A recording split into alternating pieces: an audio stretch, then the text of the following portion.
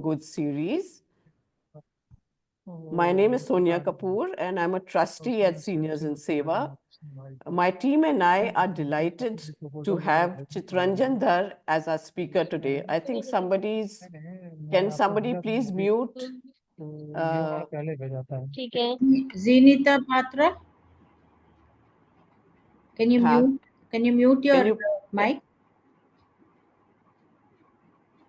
perhaps they've done it now. Okay, so I'll continue that we are delighted to have Chitranjan Dar as our speaker today. Chitranjan is an industry veteran and has spearheaded ITC's entry into the foods business, building some of India's best loved and iconic brands.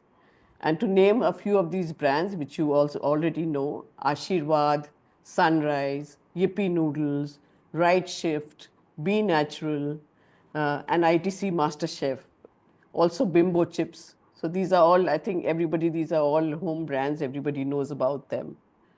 Chitranjan has kindly agreed to share his insights running this huge business and this portfolio of profitable brands, which has required that he foster relationships with both urban as well as rural stakeholders. And that is really the experience that excited us at Seniors in Seva. It's relevant for us because as we are progressing our pro bono consulting into serving organizations more and more in rural environments, what Chitranjan tells us in terms of his insights will be very, very useful, maybe not for the present, but for the future. So we are really excited about understanding from Chitranjan's perspective how to run a business, what are the differences between urban and rural consumers as well as markets. And I'm sure these will be helpful for everyone who's listening here. Chitranjan has, of course, now retired from ITC, and in post-retirement, he's also a trustee and a mentor with the Buddha Institute. Some of you may have heard of this, where he mentors early stage development and rural enterprises, helping them to scale profitably. And Chitranjan will be talking more about what he does now. So before I hand over to Chitranjan, a few quick words about Seniors in Seva. As many of you know, we are a trust that was created in December 2022 by a group of batchmates from IRMA. And we wanted to offer a platform for senior professionals to lend their expertise and their support to social organizations to help them become more efficient in their working. So now we're a team of 8 trustees and managers and advisors. In the last 2.5 years, I'm very happy to say that we've got 90 plus volunteers that have registered with us and 16 partner organizations, big and small. The projects have included, a variety of things like how to digitize management information systems, coaching on fundraising, building HR manuals, workshops and training volunteers who educate underprivileged children, brand positioning, and outreach strategies for social enterprises, just to name a few. But I think our biggest project is the one where we have partnered with NAFPO, and we are placing seniors as directors on the boards of FPOs, or farmer producer organizations. And this has been doing really well. It had a slow start, but now it's picking up, and we have now a request for 60 more FPOs to come on board so that we can place directors on their boards. These directors help with things like financial and legal compliances, advice on budgeting, strategies to market their produce. So just think of we're very excited by the potential reach of these FPOs because each FPO is about 80 to 1,000 member rich. So multiply that by 60, by 90, and we're talking about a potential reach of 1 lakh farmers. And I think the majority of these are female farmers, which makes it even more interesting. So the search for directors is on still, and any of you today, or if you know of anyone who might be interested in joining this, please reach out to us separately. So our session today will be about 45 to 50 minutes, followed by a Q&A for 10-15 minutes, and we look forward to your questions. While Chitranjan is speaking, we will put everybody on mute. We'll be recording the session. I think we've already started that. Just one more thing. Occasionally, due to the vagaries of electricity, we may experience a few interruptions, but be patient and do bear with us. We will come back. So over to you now, Chitranjan. Yeah, thank you, Sonia. And I'll get right into my presentation. Okay, before that, I must thank you for a wonderful introduction. I don't know whether I deserved all that much because while I worked in ITC Foods as the chief executive for 7 years, many of the brands which you talked about were actually there before I came in. I mean, they were in the incubation stage before I came in, but that happens in every organization. So it's part of the flow which happens. So, but I retired out of ITC about 5 years back. And as you said, I've been right now closely associated with a NGO called Buddha Institute, which was started by my friend at IIM, Ved Arya. The objective of this is Ved, in his varied experience in the social sector, he joined the social sector right after IIM, felt that India's poverty and the grinding poverty which he's seen in the rural India can best be impacted if we encourage entrepreneurship in the rural level, or entrepreneurship with deep roots in rural supply chain, as a result of which we would see a transformation in earnings.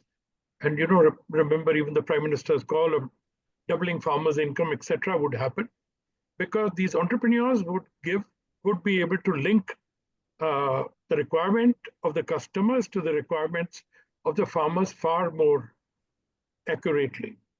So one of the ways we select our Buddha Fellows is that we see what is the potential of his enterprise in impacting family lives and farmer lives.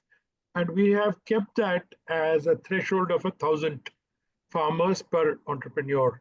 I mean, not that he's doing it now, but we see that whatever he wants to do, if he succeeds, he'll be able to impact about 1,000 odd farmers. And our objective is that in 2030, we have about 1,000 Buddha Fellows, therefore impacting about 1 million farmers. So let's see if it works out. It's quite ambitious, and we require a lot of money. In fact, as we speak, there's in US collecting money from every IIT and he knows. So with that, I can start off. So Deepak, will you upload the presentation? Thank you. Okay, I've called it rediscovery of the Indian rural market. What I mean by rediscovery is, as you all know, and you'll realize, most of us, including me, myself, and even my experience with Buddha Fellows, the fact is that when we look at the market, we are very urban looking because we feel the money lies in urban India and very little of it is in rural India. And why that has happened, I'll deal with that in a little time. But the fact is that a lot is happening in rural India, and with a little more care and different kind of models, we probably can make an equal, if not a more enduring impact in the lives of people in India, and very profitably. Okay, so next one, please.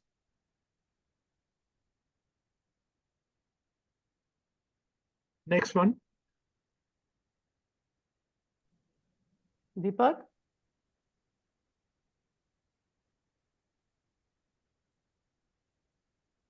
I think he may have a challenge with electricity. Probi, can you do that? No. Okay, I'll have to upload it then. Okay. But how do I do that? Well, Okay, he's put it down. So I think you upload it because he's probably facing some Okay. interruptions. Yeah.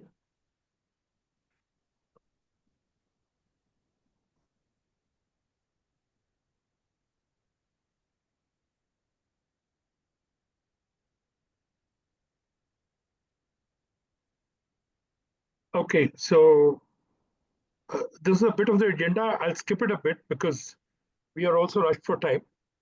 These are about me I've already covered. Stories, some stories I want to tell.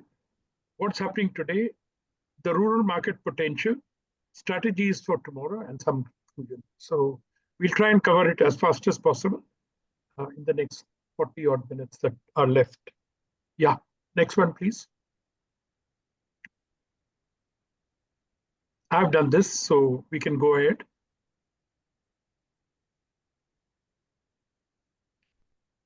Okay, I would like to, what has been my interaction with rural India, but more importantly than that, I want to recount 4 stories which made me realize over time that leaders convert insights into opportunities. And these are all insights about rural India, which we don't normally get. And I would start with Nitin Paranjpe, who later on became Unilever's #2 and was, of course, managing director of Unilever's India for a long, long time, became one of the youngest managing directors. So Nitin, when he was a young brand manager of Clinic, confronted with this unusual problem that although Clinic was a market leader in urban India, it didn't sell in sachets in rural India. And for that, they tried a lot of strategies, including a lot of spends on advertising, etc., but it made no difference. Nitin, during one of his travels into the south, spent a great time to understand what really happens to a woman when she uses a Clinic sachet. And he went to the place and he realized that villages in India, they all have ladies taking a communal kind of bath. So there's one bathing day in the village where 90% of the women would perform what is called a head bath in the south. That's the day when they wash their hair. And it's generally the same day and a lot of women. And he, in that head bath experience, distributed his sachets and also sachets of his competition to study what really goes wrong. So these ladies went in, they had their head bath, came out, and then Nitin wanted to know more about it, what their experience was. And he felt most of the women didn't like the experience with Clinic, but loved it with the other competitive brand. Now, Nitin did inquire from the women as to what went wrong, etc. But he also observed that normally what happens in a head bath is that people use a shampoo. It's once a week ritual, clean their hair thoroughly with whatever is there in the sachet. Sachet is a one-time use. And after getting ready, and they put hair oil again. Okay, a fresh dose of hair oil, which lasts for the next 1 week. And during which they have a lot of bath, but not a head bath. And what he realized was that the ladies told him is that your shampoo doesn't clean well. And what he realized is the Clinic came with a fair dose. Sorry. Clinic came with a fair dose of conditioner. And when people apply a shampoo like this, there is a little bit of chikanai which is left on the hair, which is actually the job of the conditioner because it not only removes the charge from the hair, but also gives it a shape in form of a conditioning which it does to the hair, which leaves a bit of a chikanai on the hair, which these ladies were saying when they saw that, they felt their oil, the previous oil hadn't been totally cleaned, whereas the other shampoo without the conditioner had the total hair being cleaned. So the first thing he did when he went back is removed the conditioner from the hair and sold a different brand of Clinic, but without this conditioner. It meant a reduction in cost of 30 to 40% because conditioner is the most important part of the shampoo. So conditioner removed, the basic formulation of HUL was superb, and in a period of a few years, in a few months, they were able to gain leadership. And in that year, I think they saw, because of just the proliferation of the sachets, they saw a growth of about 3 to 4 times in the entire shampoo volumes which they did. And Nitin Pradhan actually in his career never looked back up. This was the defining phase of his career. And it all happened because of the insight he got when he talked to people who took a bath.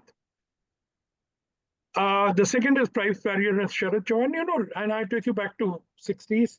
Sharad Chauhan was the person who was in charge, who was the founder of the biscuit part of Parle's business, which for a long time to Sharad was in active charge, was the largest biscuit manufacturer in India. Right now it's number 2. And Sharad really realized what a powerful brand like glucose could do to the market. Now, back in 60s, glucose was not it was a middle class brand. Okay, it was not a cheap kind of a brand. It was a middle class brand. It was, those of you who remember it, or old enough to remember, I am. It used to come in a hard box. It used to be paid to a consumer in a hard box with a foil covering all around to prevent any ingress. And it was a large pack, maybe about 200 grams. And it was one of the premium chocolates. Chocolates were fairly new to urban India also. And people still love the taste, especially of glucose. And somewhere down the line, Sharad Chauhan realized that, that if you had to if you had to really grow, and they were meddling around, and they were a mid-sized company and moving. If you had to grow, he had this vision of becoming the largest biscuit manufacturer. He said, then I must do something in rural India, and I must break this price barrier. And he was the first guy who thought about small packs and introduced them into the market. As a 2 rupee pack, he started with the 1 rupee pack, which finally became a large runner, was the 2 rupee much later. But important thing is that with that pack, he was able to penetrate the rural market like never before. In fact, it became a hugely rural brand itself, glucose, and which till today nobody can dislodge, whatever may be the case. In fact, it's so ingrained, and you'll be surprised that when you go to rural India and you conduct a blind taste test, and I've done it myself, and you give a Parle glucose biscuit in a blind test, and we gave our own ITC glucose biscuit. Any rural customer would be able to say in a second which was Parle and which was not. And that is because of the proliferation of the brand. And the brand proliferation was made possible because of a lot of things he observed. He observed that if I have to show this as a great brand, which rural people, it must start taking the shape of a light hunger satisfier. So it's not about it being an occasion and a celebratory brand, but a light hunger satisfier brand. And he started pitching it in the rural areas along with the morning tea. Okay, and this entire ritual of dipping in tea, and he popularized it, and therefore made the biscuits in a manner that when you dip it in tea, it does not fall off. It's still intact. People dip it, then enjoy it. Another thing which he observed was that people normally hunted in pairs in rural areas. So if people went for tea, 2 people went together. As a result of which he used to insist that whatever SKU was supplied by Parle, whether it's 1 or 2, I'm talking about small SKU, it had to have an even number of biscuits so that people didn't like to break and split. So if it had to have a 1 rupee, had to have 4, 2 rupees, 8. And suppose you were under price pressure, reduce the size a bit, but keep this number 2 and 4 common. Hello. Now we thought we were smarter, Yeah, just got it. and we would break this barrier. From 8 we went down to 7, and we saw the sales slumping like never before. So and then we had to quickly revert to 8. But he is the person who realized that it's not only important to, but also important that people do it as a family, as a group of two. So everything he made, which was divisible by at least two people, and therefore, of course, I'm not talking about the product, which was superb for its price, but more importantly, all the rituals around it really embedded in the rural market. The third, I'm going to tell you an example of Beekman, which was told to me by the owner many years later, that when they were setting up this factory in Rajpura, they used to often go down between Amritsar, where they and they were scouting and learning about the market between Amritsar and Jalandhar. On one such visit, the national highway was closed because there was a farmers' agitation, and it was also during the troubled times of Punjab. And Beekman's, incidentally, was a biscuit company. And they had to reach Jalandhar on time. So they told their chauffeur that, why don't you take a diversion and go through a village road and come back later when you're near Jalandhar, come back on the GT road. And when they went in, one thing they realized is that it's a whole new world. None of the brands which are visible on the highway or in big cities are visible there. And in fact, there are hardly any brands. There's hardly places. And these markets are 2 kilometers away or 3 kilometers away from the main road. It wasn't remote. We're not talking about some great Himalayan adventure. Even 2 kilometers away, the whole topography of the retail architecture in the shops made a change. So the first thing they decided was that let's change our strategy. We'll no longer be, when we launch, we'll only launch in rural. And one thing they realized very clearly was nothing was happening in rural because no company people visited rural. And when I said rural, even a kilometer away, nobody visited. You were all on the beaten track. And consequently, in 2 years, they got, in most states where they were, they got 10, 14% share before even competition noticed. Because in the area where they were attacking, there wasn't any competition. And whatever competition was there, it was lying so much.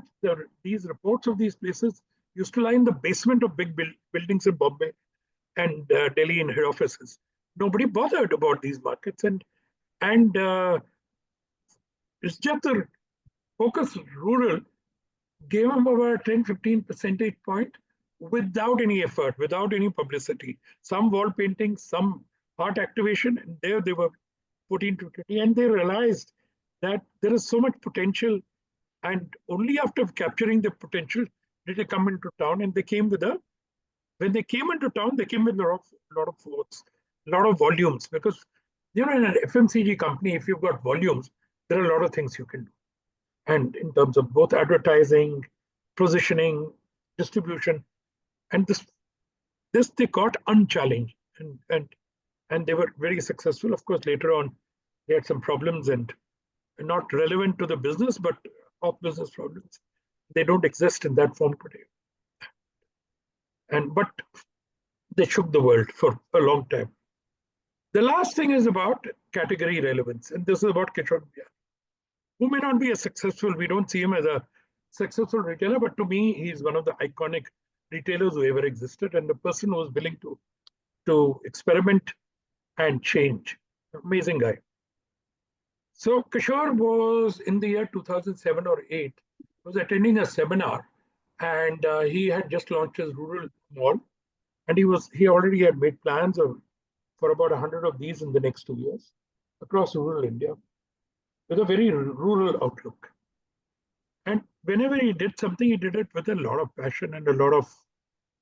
So Big Bazaar, when he launched, those of you from Chennai would know, he himself told me that he spent 40 days in Sarvanas on T Nagar.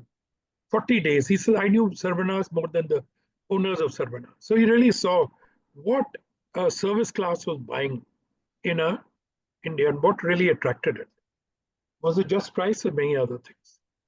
So when he was launching this and we started talking about, okay, now that you're going into rural area, somebody asked him, what is going to be your largest category in the area? I mean, since you've done a lot of planning, what do you think would be the largest category that you would cater? as a product which you would cater in this area? And his answer was so rural that it took us all by surprise. He said it will be branded rassi, branded rope. He said that will be my largest category. And then he explained to us and said, look,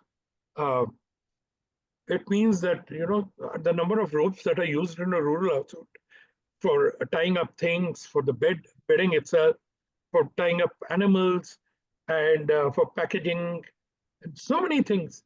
So he had said, problem with ropes is that what is available is unbranded and without any quality checks. So he said, I will launch economical branded product which everybody will take, because this is a huge market opportunity to be exploited. There is nobody selling it in the manner in which it should be sold and in the completeness in which it should be sold.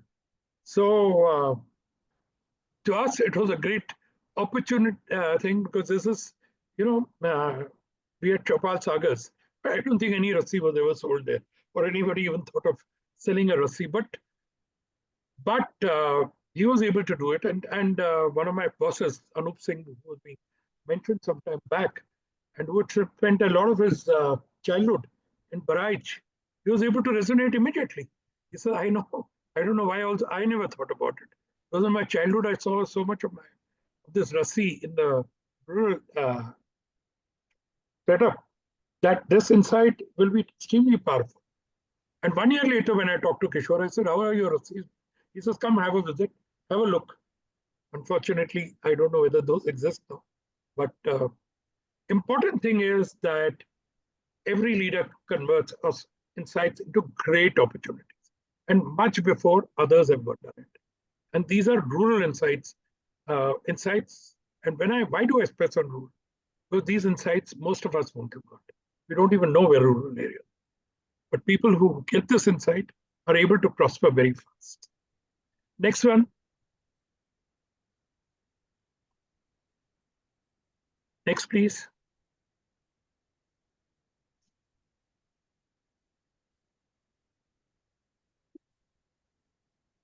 Okay, so I think Probal seems to have So run into. run into. Yeah. Let me just call him in a minute. Yeah.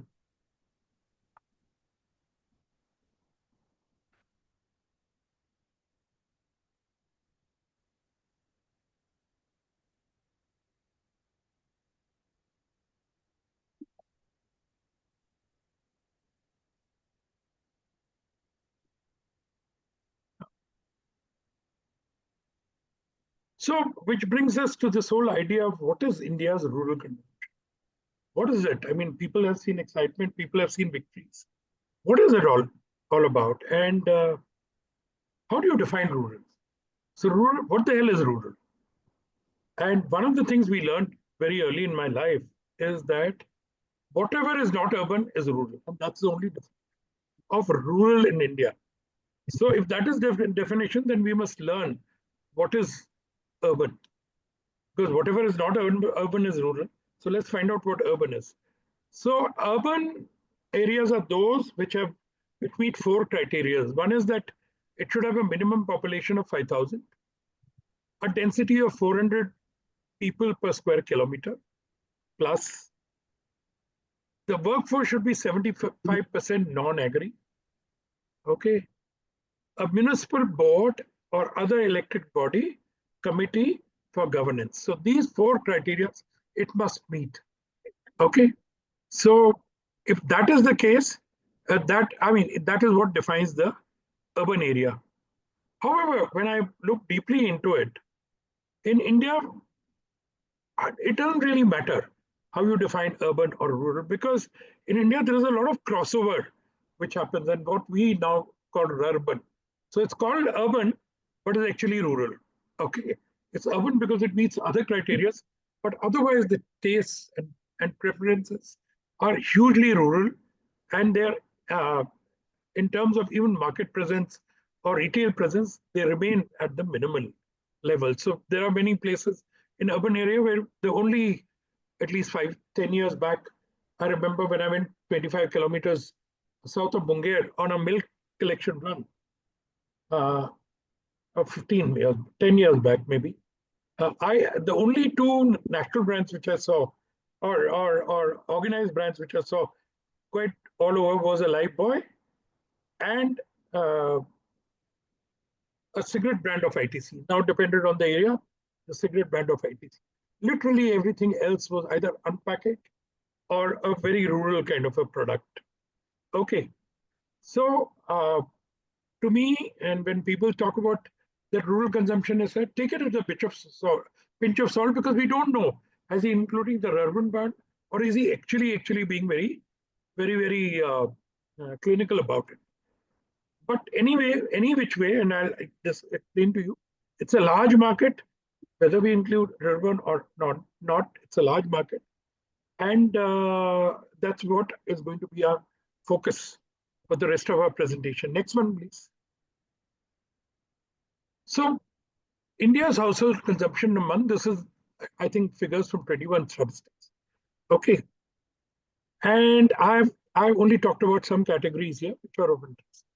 You will realize that in the rural, urban, incidentally, about urban consumption is about 20, rural consumption is now about 20,000 rupees per month, and urban is kind of is getting closer and closer to 30. So there is a large difference there. But out of which essentials really constitute roughly about 32% in the case of urban, and about 20% in the case, in the case of rural, and about 25% in the case of urban. And you find processed food there, durables there, apparel there, fuel and light, education and rent there. You must, in most of the categories, what we have discovered in most of the consumption categories, except for essential, education and rent, we find that the percentage of spend, there are two things that I must say. Percentage of spend from the of the total consumption in rural and urban is more or less the same. For instance, if on processed food, the rural spend is something like 8 to 9%. In rural India, it'll be about 10% in urban India. The differences are small. It's not like in essentials, in education and rent. These are the places where differences are large. But in most other cases, differences are narrowing down in terms of percentage spend. Okay. And again, most of these you would find a lot of the modern categories are growing much faster. So processed food has a CAGR of 12, durables 12. If you see cosmetics, etc., are not listed here, which also has about 12, 13%. Okay, but fuel and light, apparel, by the way, this apparel is in urban areas 2,400, not 1,400. A mistake. So apparel is are 6 and 7. They're not growing at that. But most modern categories are growing at a fairly rapid rate till about a year or two back, where there has been unfortunately, the last couple of years, even our data hasn't been coming. But let's hope with the census happening and many other CSO statistics coming more regularly, we'll be regularly updated. But be that as it may, Next slide, please. Certain assumptions you can draw. One is that wants are winning over needs, whether it's in rural, whether it's in urban. And it's happening increasingly in rural, that the basics are growing at the Hindu rate of growth, whereas the more esoteric or the more fashion forward or the more advanced categories are growing at double that pace. The spending proportions of most categories in that are similar, and their lifestyle and discretionary spending are growing faster. That's the third thing. Rural household consumption, and I'm now coming back to this, rural household consumption is at about 2.5 lakhs rupees per annum. It's not small. Household consumption is at about 2.5. It's also bucked by the fact that there is Manrega, etc., and many other schemes of the government. And also the fact that, which we should also take into account, is the fact that the basic carbohydrates are supplied to the rural poor, a large portion of rural India, and rural households, also through this PM scheme, which was introduced during the COVID, which has taken care of some of the basic expenditure. Hence, a lot more expenditure is getting discretionary. What it really means is that there is a huge rural market, somewhere between 6 to 8 lakh crores. It's not small. It's probably the size of the urban market, and it is growing at 6 to 8 lakh rupees. It's not by any means a very something you can scoff away any. But the problem is it's spread over 3 million square kilometers, which is Bharat. Okay, Bharat's land area is 3.28. Roughly, you can say rural land area would be upwards of 3 million. Some of these numbers, don't take them literally. They're indicative, but they're more or less there. So what is the problem? We have no insights about the 6 to 8 lakh spent. I'm being a little critical. There's no distribution. There are smartphones, and despite the fact that there are smartphones and these markets are internet, but there is hardly any insight. There's hardly any distribution. There's hardly any segmentation or whatever have you happening in that market. Hence, what they are getting is either an urban product made into a small pack, which I'll come to later, or something like that. India, what we call India, the more modern urban area, it's spread over a 1.5 square kilometers. So it's really about the distribution, and it's the size of Bharat in terms of consumer spends. So one reason why you can make out for this differentiation is that you need to, if you use the same metrics, the same methods, it's impossible to be able to succeed. If you use the urban yardstick for success, it will never work in rural. It cannot. You're servicing an area 30 times larger, okay, for the same amount of money. So it can't work that way. And what does therefore urban have? It's got general trade, it's got modern trade, it's got e-commerce, it's got Q-commerce, but it's also got super competitive. It's also super competitive. So now we have to intuitively decide where do we want to compete. If we want to compete in an area where we can create something, it's got to be Bharat. If you want to be one more and not a Dhruv Tara, then certainly India is the way. And we've all competed in India. We know what needs to be done. And of course, not to say that all insights in India are known. There are many, many insights where that's generally the problem with our whole market is that it's filled with very low insights. Many of us are just copycats, and we look for small increments and improvements, which do not really make us market leaders. But even then, there's a lot of focus on urban India, and you can see what the difference is. Next one, please. So what are the winning strategies which winning, so-called winning? They don't actually win you, but in rural India, which urban companies employ. One is because we still think that rural is all about price. So one is affordable pack size.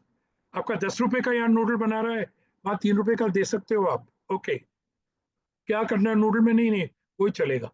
So it is all about size.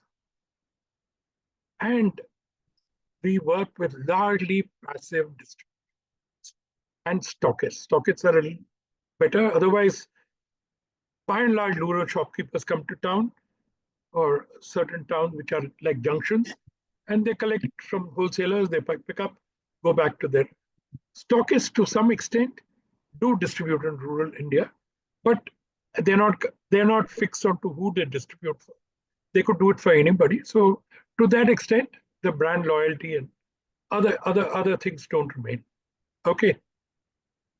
Today, the means of communication still remain very archaic. We flood them with TV, which people may not watch, because many don't have color TVs, and of the last few years, many don't find relevance of TVs also.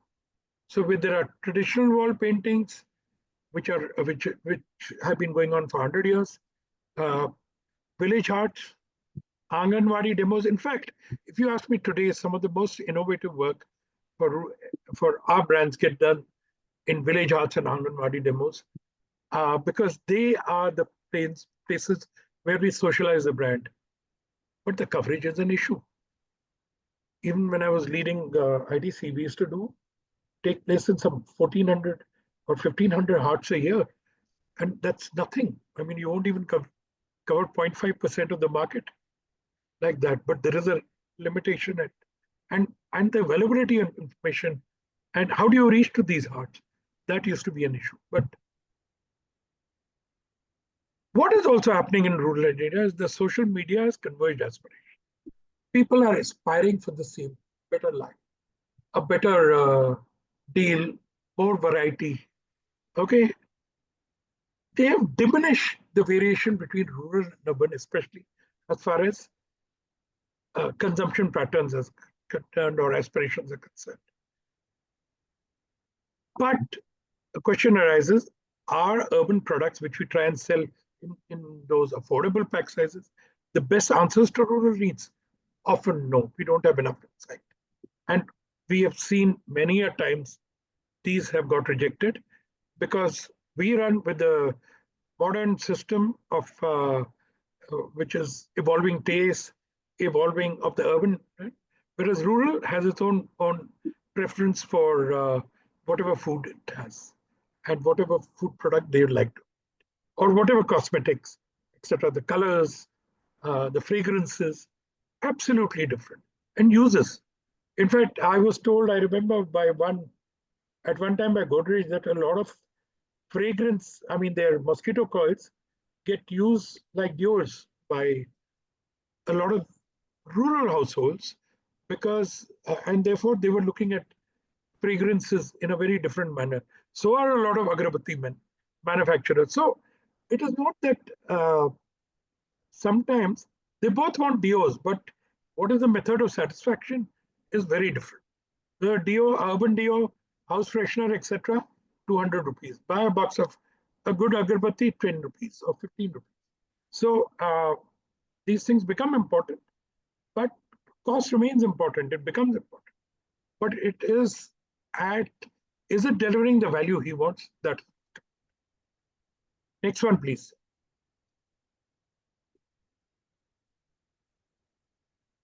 So what have we not learned from our urban experience? The fact is that we hardly do it in the rural, and I've been telling it again and again, we hardly have any consumer immersion. There is no segmentation. One size fits all in rural markets. Small pack size, the same product goes all over the place. Product design hasn't changed. It's the same product design. Even noodles. People may not have access to gas. Therefore, if you don't have access to gas and you're on a chula, the kind of noodles you need to design for a rural market have to be very different from what you need in an urban market. But have any of us done it? No, we haven't. I said, okay, we have not. In the urban, we talk about a lot about isolatable markets. Tamil Nadu is an isolatable market. It's got its own characteristics. It's got its own media. It's got its own shopping patterns. It's got its own heroes, etc. But we don't. That isolatable market, especially with internet proliferation, is equally today possible in rural areas, but we don't talk about it.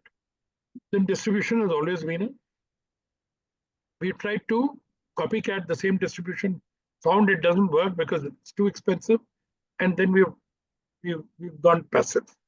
So what has happened? What has happened with it?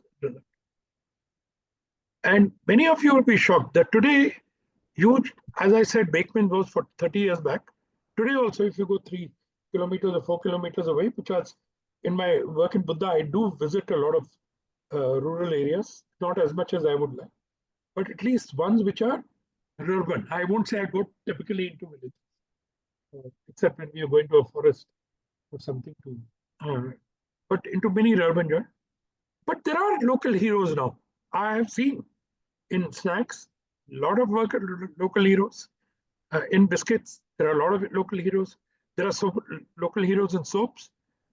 And these products are no longer tacky. I mean, and the product experience is okay. The packaging experience is not tacky. It doesn't look stupid. It doesn't look out of place. In fact, I could take them out and put. In fact, I've discovered a lot of quick commerce has taken some of these as private labels now and is propagating them, because even in urban areas, many of can do.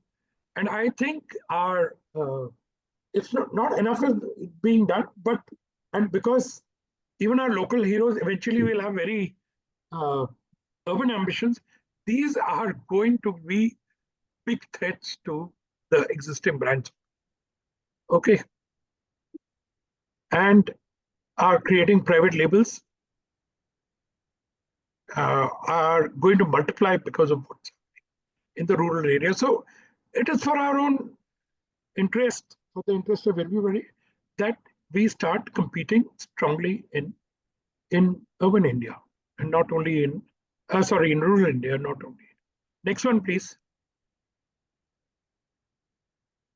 So what if you really dissect what's happening in our consumption? Every square kilometer on an average accounts for 25 lakh of consumption. It's not small, it's not large. Okay, and I'm thinking of a different.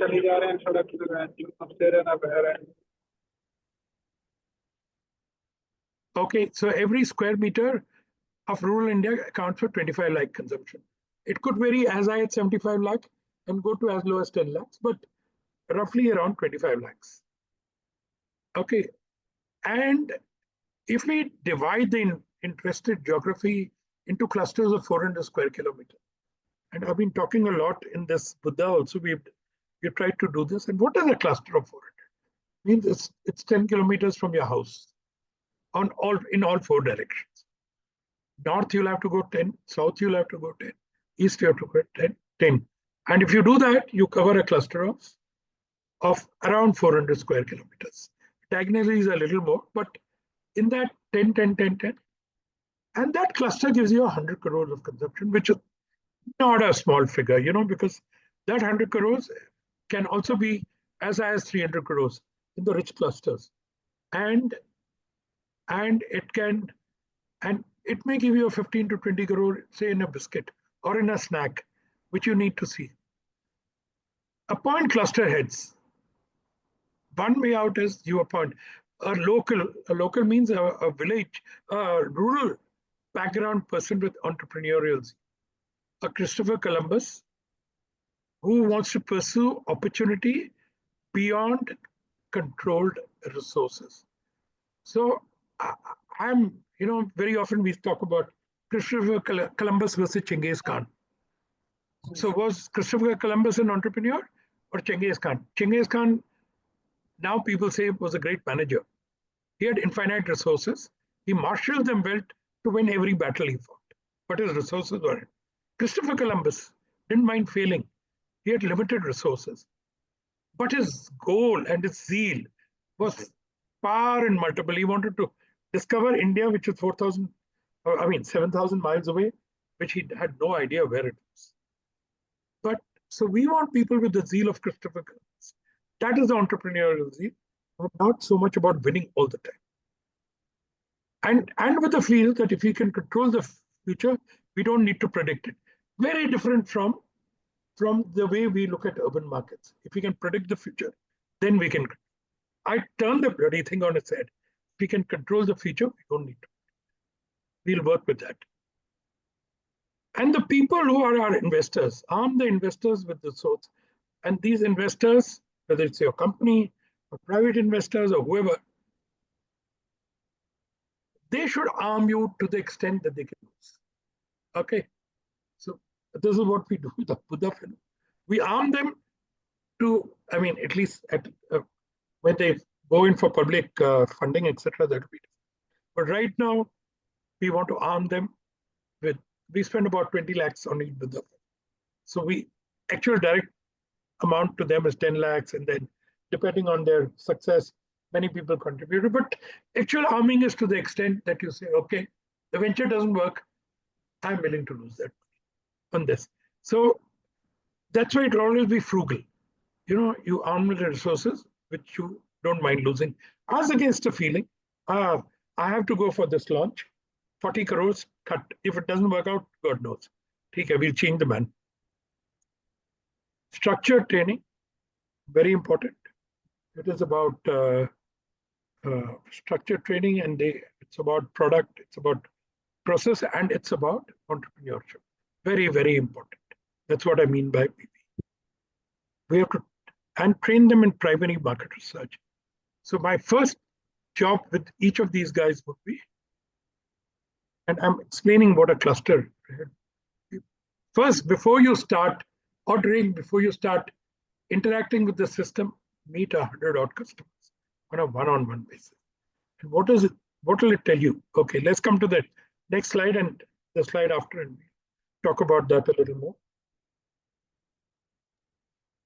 Yeah, so Chitranjan, we are maybe another 5 to 7 minutes. Okay, I'll just go through the next slide, because okay. then I will. Yeah. Then we can move to the Q&A. Yeah, let people. Yeah. So what needs to be done, and I'm not going to get into it. So there are two things we need to do. It is urban-like segmentation of the rural market. And what do we mean by segmentation? You can read it later, and also discovering of rural trend belts. Very, very important.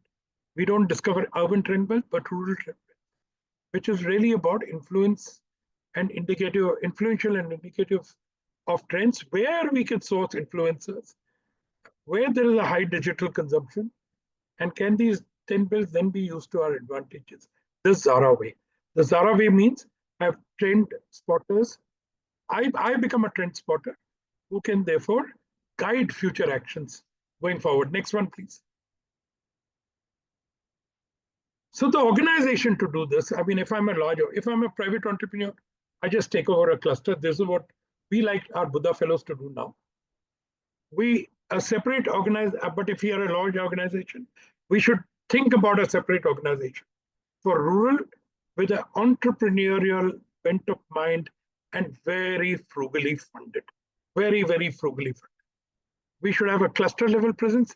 India may have a total of 6,000 clusters. I don't need to be. I need to be in those areas where I think I can make maximum rural areas. All these clusters which I choose, I must do a primary market research to select my beachhead clusters where I launch our revised product, the total addressable market in each of the beachheads, and the beachhead market persona, and also divide low priority clusters where we can get out. Okay, so this is the way the organization is structured. And lastly, okay, last one. So what are the key tasks in this entire thing? Is one is, of course, which I've talked about, is who's your customer. Then what can you do for your customer, which is what is my value proposition, product specs, and competitive position. How does a customer acquire your product? Who's the decision-making unit within the customer? And what is my customer acquisition process? How do you make money off your product?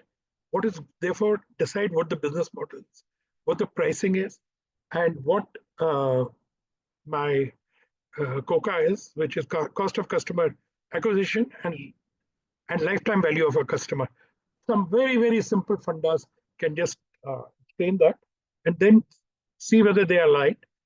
How do you design and build your product, and how do you scale your business? This is really the task of this organization, and once it succeeds, then it can break up into a more normal kind of the thing is cards of the world. Okay, finally, the last one. So rural market remains underserved, but due to confluence of positive factors, the markets are ready for your attention and immersion. The way we work will delay our rural breakthroughs. Suggest an entrepreneurial approach with frugal resources, which I've talked about. We need to be customer focused, creative, and innovation. Creative is when we can find solutions. I call it organization innovation when it puts those solutions in the market. Without that, it's not innovative.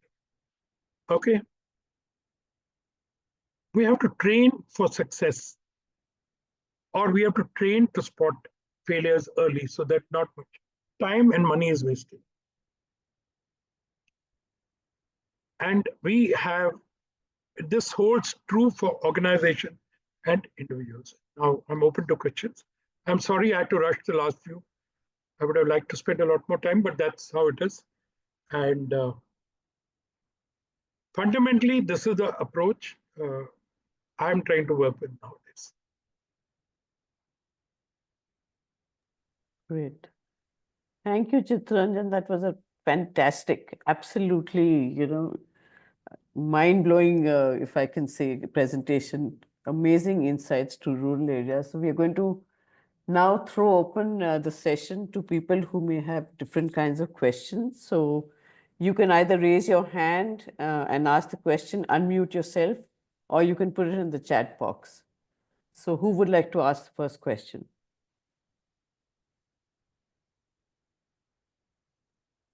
Gayatri, can I ask? Please go ahead. Sonia, I can see Sonia Gayatri, same person. Sorry. Yeah. Okay. Yeah. So, Yeah. I was just thinking in context of our own FPOs where we are Yeah. facing the problem. So first, thank you, Mr. Dar. That was a very, very, very insightful thing. And I'm coming from completely different field.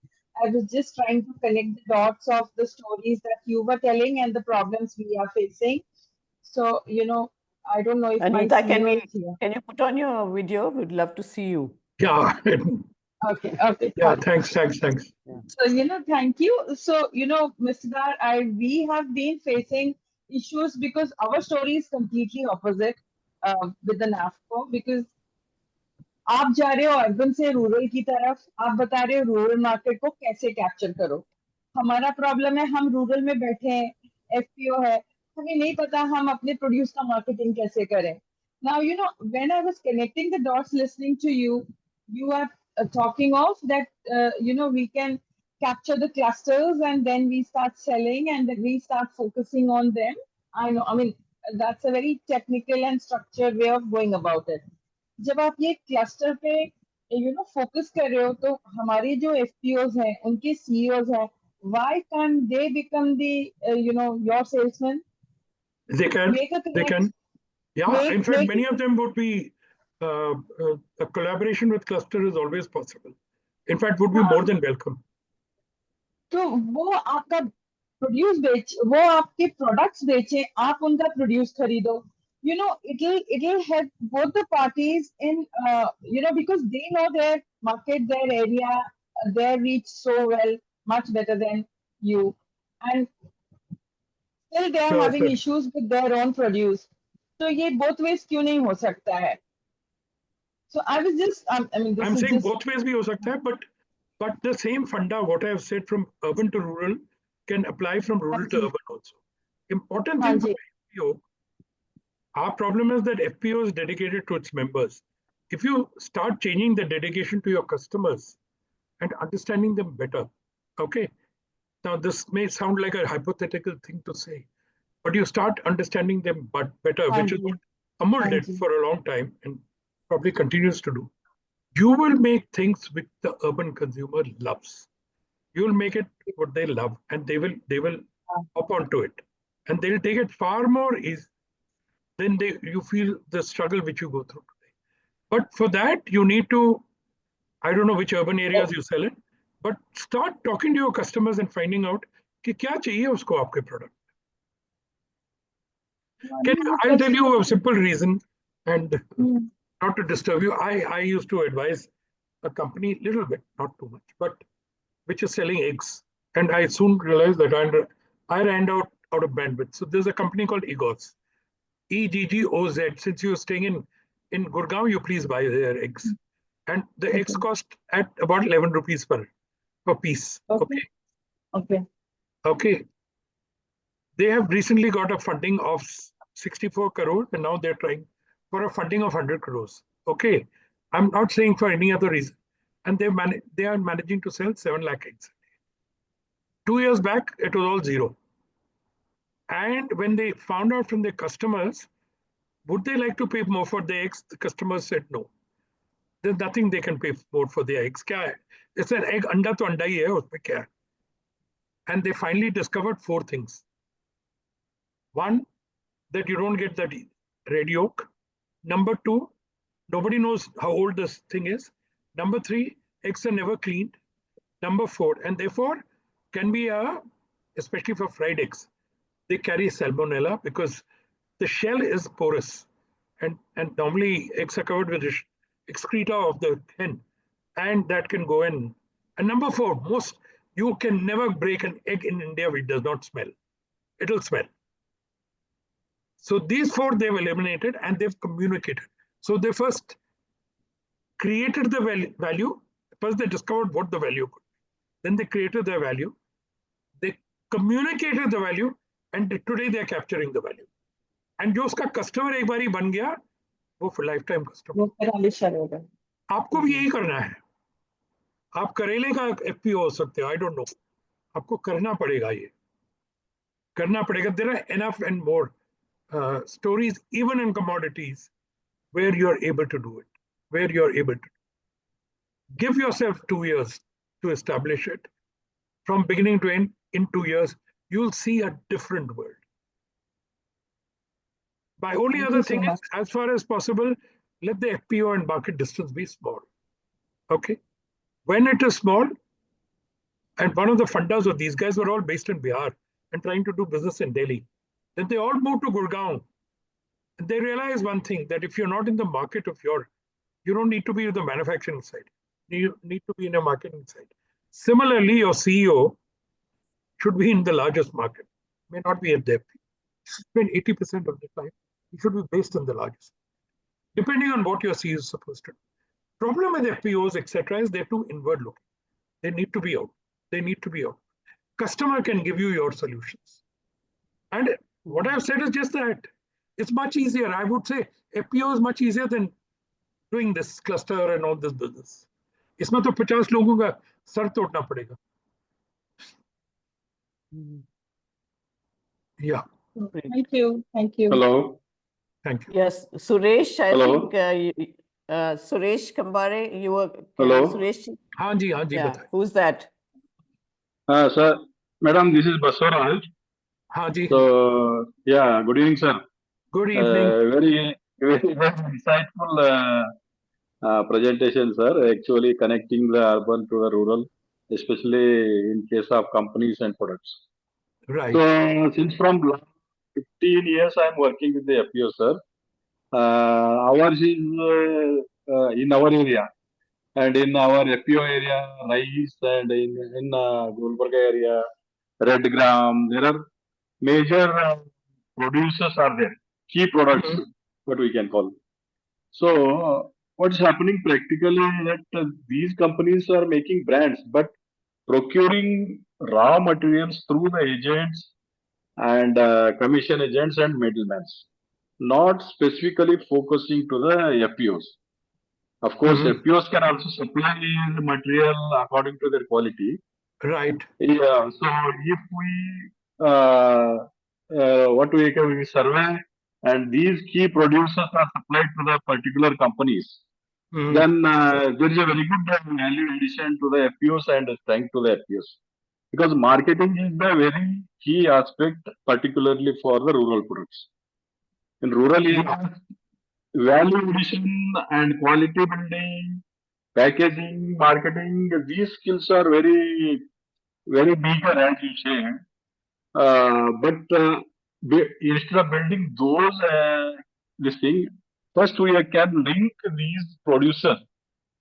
Suppose if a company needs basmati rice, so then these rice is supplied from the one or other the rural areas only. So if we build the to supply the raw material to the company based on their quality, then this will be a very good help for the FPOs. Yeah, my only thing is this, that there are, of course, many ways in which FPOs can expand. One is, of course, that why don't you become a brand supplier yourself? Okay, you have your own brand.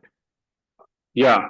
Either in the rural market or in the market nearby, which is suburban and urban, to sell your brand. But whatever you want to do, first understand your customer. You know, in India, understanding customer and his needs and understanding the latent needs is so much at a premium that Best Buy doing this is enough to win a war for you.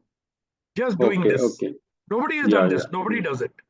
Okay. Don't Hmm. expect charity because you're an FPO. Nobody is going to give you any more marks because you're an FPO.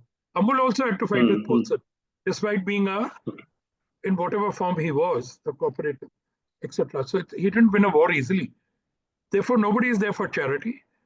You start understanding your customer. The moment you understand your customer, you become a premium player. Okay. Okay, okay. Okay. And if you're in B2B, many times you are in B2B, you're giving it to an intermediate customer, right? Yeah. Normally, even there, understand that guy's need. What is the need of this person, and in what way can you satisfy the need better than your competitor? Okay, and and even then, it also depends on what happens to this guy. If he's a brand maker himself, then the options are limited. But very often, even the guy you're selling to has no control on the brand. I mean, he's not a brand maker. In which case, you have to go to his customer and sell your product. But first essential thing is जो आपका consumer है, the guy who's trying to consumer, you must understand him better than anybody else. And if you understand him better than anybody else, you can sell your product much better than him. And you will get a premium also much better. That is the crux of my whole thing. You know, entrepreneurship is not difficult. In my opinion, 90% of entrepreneurships will work. Or they will know within about a month that it can't work. But if in a month they say, okay, it can work, then 90% of them will succeed. 90%. And there is something which is called disciplined entrepreneurship by MIT. I've been reading a lot about it.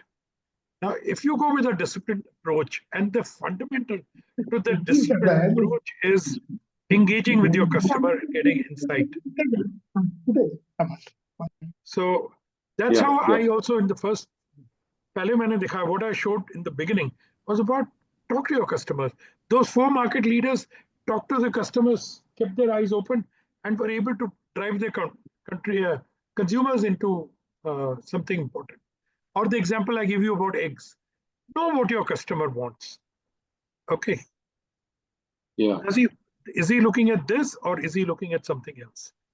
Very, very important. It's not only about price, but also about the product.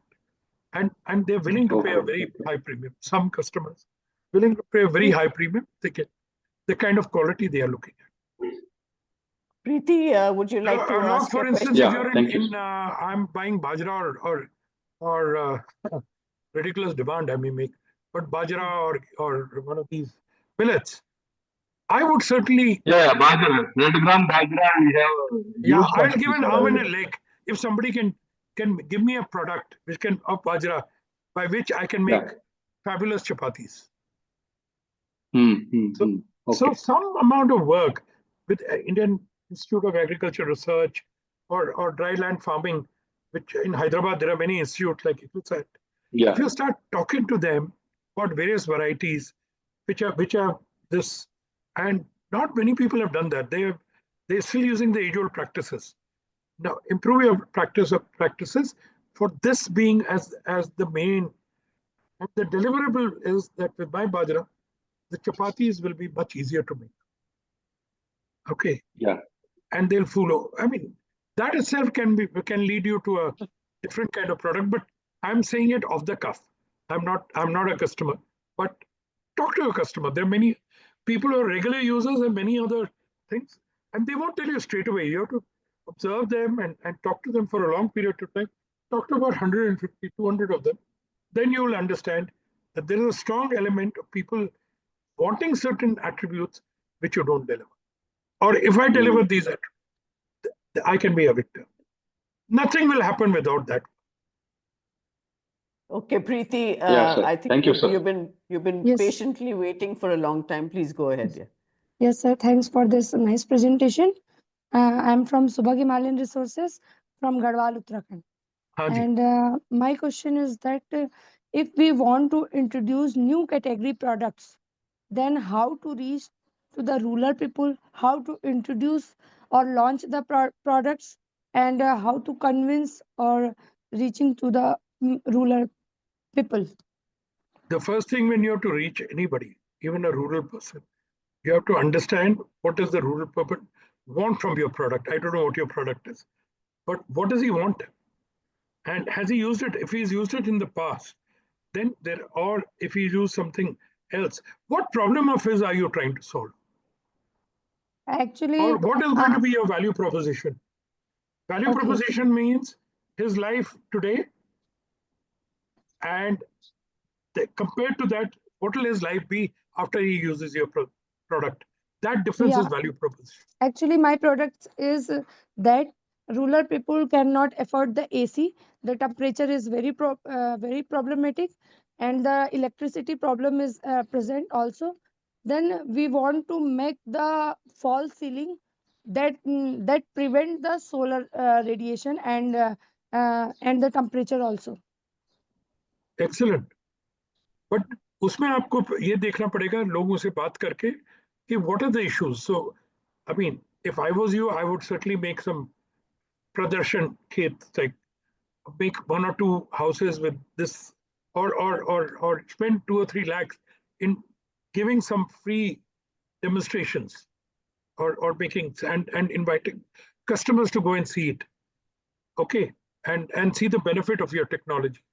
You're actually selling a technology. Okay, but more importantly, also talk to your customers. Talk to your customers. See what is the problem they are having from your. And very often we think that this is a problem. It may not be. You're saying the problem is that using solar to, climate control the house. Am I right? Somewhat. Yes, sir. Okay. Now, Not what is from that? the solar. It is a wooden based false ceiling. Whatever it is. And It you is would work have to without see, electricity. you don't need electricity, etc. So there's a great saving. But also see whether your saving and investment, how are they linked? But more importantly, go and see what is it that people want from their ceiling. One, of course, could be this. There could be many other things, and how it should look pretty and what kind of patterns it could have, wooden ceilings, etc. But importantly, talk to your customers and get them engaged in this. And don't do anything without at least speaking to 100, 150 people. That's my advice to you. Okay, sir. Okay, Anil, you raised Thank you, your sir. hand also. Over to you. I thank you, for sharing your deep wealth of knowledge of the Indian market and its, rural and urban divide. It's been really, really insightful. Thank you. And you obviously, I mean, you're such a logical person. You bring up a lot about understanding the customer. Now, I want to ask you a question: why this very sensible approach to business is so sorely lacking in Indian businesses, that people don't really want to understand what the customer wants. And It's just, lacking in global businesses. I read somewhere that this person said the solutions, the problems are outside your building. Why are you inside your building? Why are you deciding so, everything from inside? right. I Most mean, of us why are is that a screwed up cultural to thing? spreadsheets and how many of us in my entire career, and I'll be very honest, of 40 years, how many times have I talked to customer about his problem? Maybe 50 times, maybe 40 times. But why is there such a lack of this, or even the business schools in India don't seem to No, it focus is so not much on that. this? It is not Sorry? that. It is a painful job. It requires, almost single-minded devotion over periods of time. I was telling Sonia and last time some of your other people here, and this is only success of ITC I talk about, is when we launched GP. Okay, GP was against Maggie, which had a 90% share. And we thought that we'll be the 10th multinational to launch, and we'll be the 10th to fail also. But we had a lady who was one of the chief executives of food now, who was determined not to fail. And she studied the market so carefully that she was able to discover some chinks in that armor. and exploit them. And that is only with customer, not by sitting in the office. 1.5 years of work she took, just understanding the customer. Yeah, that's the point I'm making, that this is such a vital component of entrepreneurial shape or business development and business success, but the focus doesn't seem to be proportionate, Why It is doesn't. that? And we have also, there is something called qualitative research. Qualitative research, we have seconded it to some people else, etc. There's nothing like you meeting a customer one-on-one. Let me tell you, it's so rich. And what you observe is so pertinent. Absolutely, I agree with that. It's just that I was commenting that, there is a lack of In culture Buddha of that. Fellowship, I've not been able to successfully get that. It's been one of my biggest failures. People start with a lot of enthusiasm. They say, "Das kar liya na, ab to samajh gaye sab." Yeah, it's just, it's so vital, but the focus vital. is Totally right. not adequate to its proportionate Absolutely value. right, Anil. Absolutely right.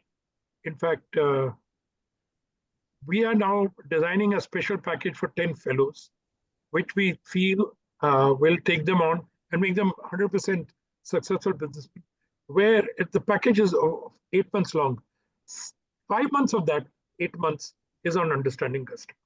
So first we take a program for about 5 days and then send them back to their markets to understand customer. I'll tell you Of a course, with simple a lot thing. of questionnaires, we'll sit with them and what they should do. Like buying some medicines here in India.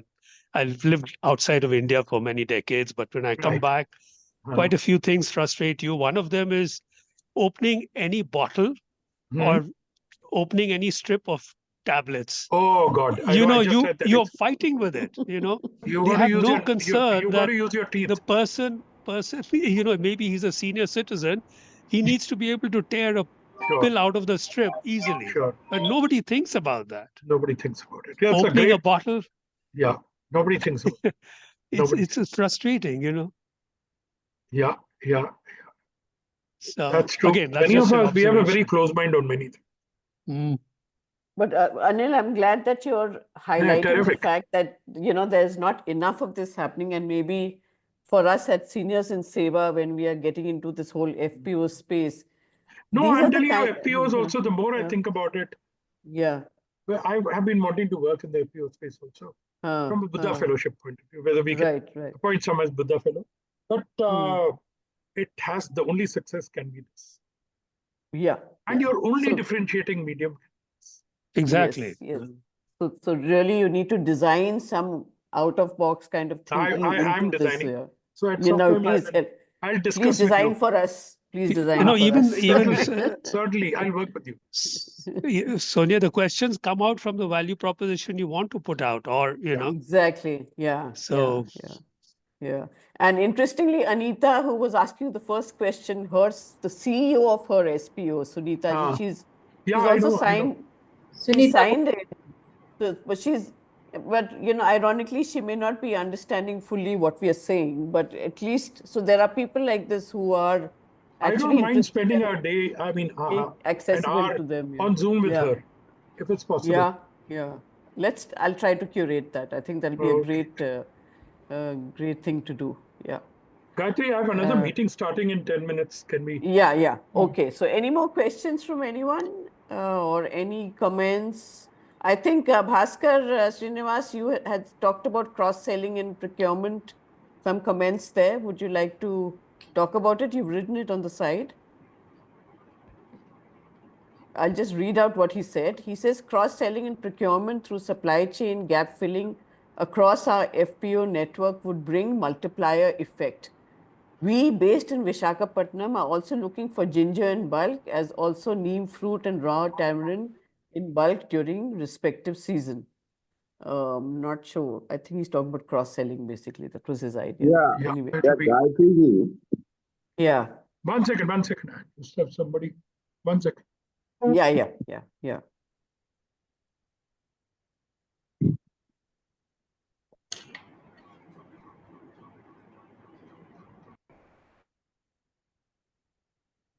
Hello. Yeah, he's just coming back. Just give him a minute. Yeah. Yeah.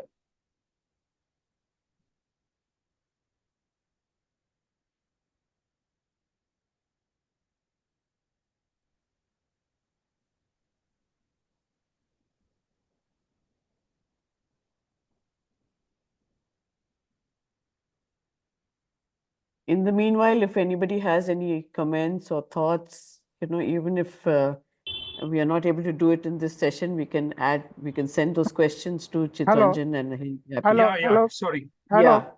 Can you hear me, ma'am? So, Can you yeah, hear go me? ahead. Yeah. Yeah, go. See, Yes, I yes, raised go ahead. I raised the issue of 1 lakh packs are already existence. Primary agriculture credit societies in the country. 2 lakhs Yeah, are yeah. going to be added in the next 3 years or 5 years. Can we Right. not make use of these institutions for selling the product of the corporate for whom we are talking at this moment? See, It can be a win-win situation for both. Absolutely. Because Absolutely. they are in the rural. Yeah. But my whole thing is not only about selling, it's about understanding. And if they can make you the partner, train you enough so that you can communicate what the rural consumer needs in your area or whichever area like is of interest. That can add, in my opinion, 10 times the value. And of course, then there are other things like selling, which can also enter. But the most important thing is before that solution of selling comes, is what is the product? What is the problem I'm trying to solve? Am I solving the wrong problem? So that is most important, and that's what I want you to realize. Okay. Now the Selling last is one. important, very important, but it'll come later. Right. Yeah, Sonia, I think the last one. Sorry, Gauri, go ahead. You want to say something? no, is there any other asking for question? Bhaskar, I think Bhaskar wanted to say something.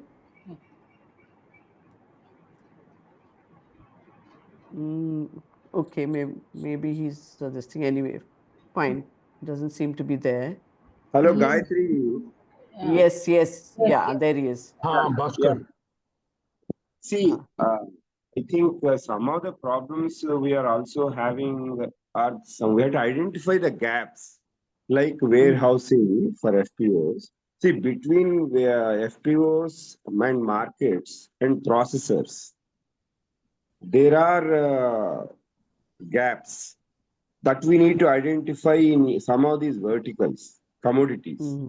Like some of these seasonal forest and agri-based raw materials, for us to keep their shelf life and keeping value, we may need temperature control warehousing. We may need even transport vehicles.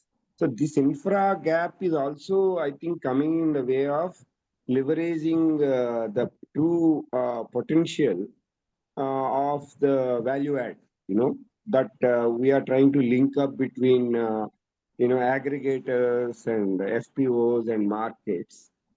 And that funding also we have to, suitably align with these gaps that we find in our network, such interactions, commodity wise or product wise and area wise.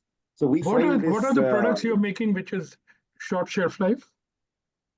Yeah, neem fruit is there, ginger is there. They need tamarind is there.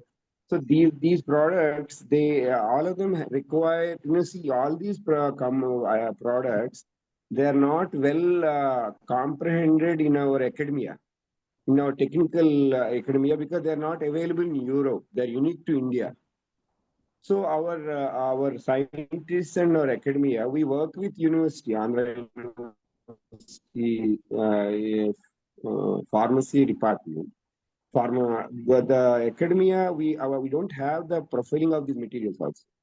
I mean, like what temperature it will, its active principal ingredient might deteriorate, or fungal attack may be prone to. Some basic information about these materials, our technical expertise is not trained. So I find that we need, as a network, we need to have a cross multidisciplinary collaboration between applied R&D and MSMEs and funders for and identify the gaps and give customized logistic solutions. Otherwise, this entire Raw material, we are only becoming raw material sellers. We are not able to graduate to value add, move up the value chain in the entire, generating the value add and also keeping that value add within our economy. We are becoming only exporting the low value bulk kind of, For that, if I may add, but we have the technical expertise and community. We have the funding gap, but we are not able to connect the gap nodes. I think this network will help that. That was my point. Each area wise, each commodity wise, because they have a lot of specific properties. And that way, to that end, I think this network should work in a long term. Have some subject domain experts in tamarind, like domain experts in cashew nut shell, domain experts in neem. ITC has done stellar work in neem, but its R&D is not used by, it's not available for FPOs. We work with a lot of retired ITC R&D product innovators who are retired and all that. But that's only below radar. It's nothing really, it has to be done on a more sustained kind of systematic. I think you understand what I mean. So we have to have that broad alliance of corporates, FPOs, and technical experts to aid these market research endeavor activities here. Yeah. That's what I mean. No, thanks. I think what you're saying is very relevant, but that's beyond the scope of what we're doing. Yeah. But I have some views on what you're saying. Yeah. We can do a talk. In case you feel warrant the need for it, I'll be very happy to. Yeah. So I'm going to pass on now to Gauri, who's also, a part of seniors in Seva, and she's going to give a little bit of a thank you to Chitranjan and close the session. So Gauri, over to you. Yeah. No, firstly, actually, I wanted to just tell you, so fascinating to know certain information, what you talked about, the market, the extent of market in the rural markets, almost 6 lakh, increasing around almost 6 lakhs per annum, like 6 lakhs. 6 lakh crores. 6 lakh crores per annum. And then you're talking about per square kilometer density, which matters, in terms of, how much market share is there, like say 25 lakhs and all that. These are something which are really, mind blowing in, data to know, okay, that's the market as such. And your stories about, rope and a branded rope is something. So, I mean, it's so hilarious to know that it sells, like, it's sold, or rather, like there's something like a branded rope and all that.